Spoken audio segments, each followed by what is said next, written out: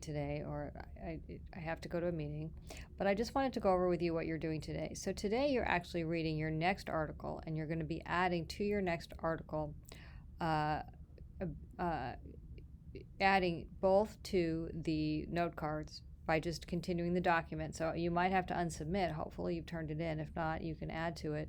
But I have people who are getting a little bit behind. So you're going to read the next article, get more evidence, add to it, try to see if any of that evidence fits into your existing categories. You can see this person put in the categories of cultural, social, economic, environmental, and that was a pretty physical.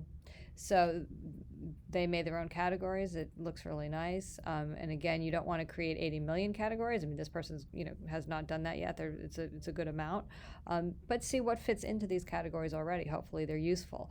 If you find that you end up with too many, then you may want to think of another way of organizing it, which is fine. That's exactly what happens all the time. But this is great. So I'm showing you a good example of one of them.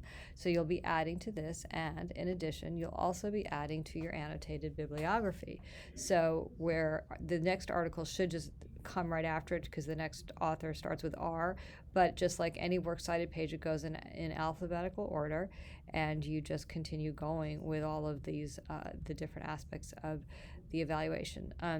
Most people did pretty well. Some people didn't get the hanging indent.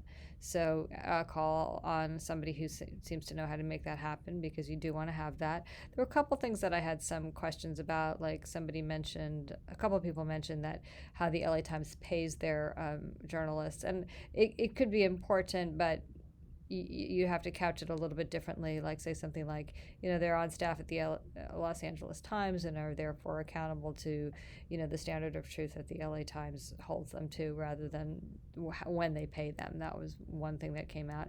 Another person said something about Gregory Orkin not being reliable because he thought of this in the middle of the night, but you have to dig a little deeper into who Gregory Orkin is. If Albert Einstein thinks of something in the middle of the night, just because he thought of it in the middle of the night doesn't mean it's not reliable. And Gregory Orkin similarly is a UCLA geography, as this person noted. So his, little brainstorm, light bulb moments in the middle of the night are still, that's a decent source of a query or an investigation or a research project. So that's all. And anyway, just hopefully I'll see you soon, but I just wanted to get that out there in the event that I can't. Okay.